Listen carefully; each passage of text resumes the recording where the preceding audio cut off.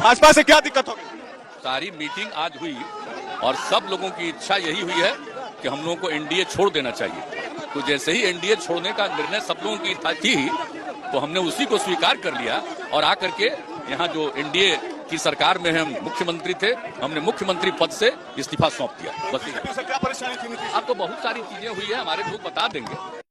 हमारे लोग बता देंगे। बीजेपी पर जब सवाल पूछा गया उन्होंने कहा हमारे लोग बता देंगे। अब लोग जब सामने आएंगे तो बीजेपी को लेकर क्या क्या बोलेंगे ये जानना बड़ा दिलचस्प होगा और बीजेपी के लोग भी गौर से सुनना चाहेंगे कि नीतीश ने अगर पलटी मारी है तो फिर उसके पीछे की क्या बड़ी वजह है। सीधे रुक करेंगे आशुतोष मिश्रा का राबड़ी देवी की आवाज की बाहर से हमारे संवाददाता जुड़े हुए हिमांशु मिश्रा भी आपको टीवी स्क्रीन पर दिखाई दे रहे हैं। सबसे पहले आशुतोष आपका रुख करते हुए, चूंकि मंथन चल रहा है और शपथ ग्रहण की तारीख क्या हो, कौन कौन से चेहरों को शामिल किया जाए, तेजस्वी यादव को क्या अहम जिम्मेदारी दी जाए, क्योंकि 79 विधायकों वाली सबसे बड़ी और मजबूत पार्टी है आरजेडी, उसी को लेकर अंदर मंथन चल रहा है। और बड़ा दिलचस्प है बिहार में चट मंगनी पट गया, उधर इस्तीफा, इधर सरकार बनाने को लेकर तैयारी।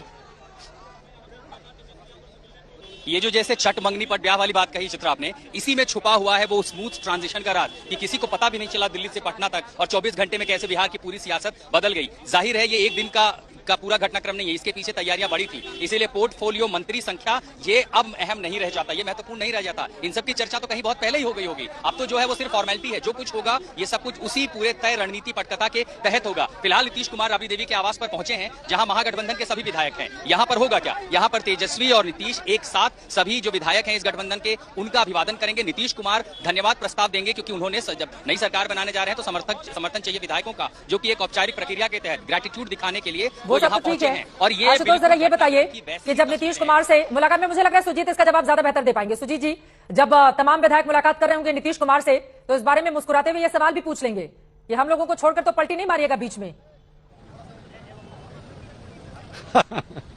अब तो ऐसा सवाल पूछना लाजमी है क्योंकि जिस तरीके का ट्रैक रिकॉर्ड देखा जा रहा है और बार बार गठबंधन बदलना, तो निश्चित तौर पर पार्टी के लोग क्या, नेता क्या, विधायक क्या, आम जनता भी इस बात को लेकर सशंकित है कि पता नहीं फिर कब पलट जाएंगे। तो ये एक बड़ा, हम ये कह सकते हैं कि ये अच्छा नहीं है नीतीश राजनीति के लिए, खासतौर पर नीतीश कुमार तो खैर अब पूरी राजनीति कर चुके हैं अपनी, लेकिन जिस तरीके के दल बदल या गठबंधन बदल की राजनीति होती रही है, आप चुनाव किसी और के साथ लड़िए, सरकार किसी और के साथ बनाइए, आपको मैंडेट जनता ने किसी और चीज के लिए दिया है, आप किसी और के साथ जाकर ये कीजिए, तो ये बिल्कुल सही नहीं है। लोकतंत्र में ये कहीं से भी इसको उचित नहीं माना जा सकता है। लेकिन इसकी शुरुआत बिहार में हो गई है, 2013 से ही हो गई है, 2013 में हुआ, 2015 में हुआ, 17 में हुआ, अब जो है देखिए 2022 में भी हो रहा है। तो निश्चित तौर पर अनिश्चितता का माहौल, और सबसे बड़ी बात चित्रा, मैं एक बात बताऊंगा, इससे बिहार को कोई फायदा नहीं होता है, बिहार के विकास को कोई फायदा नहीं होता।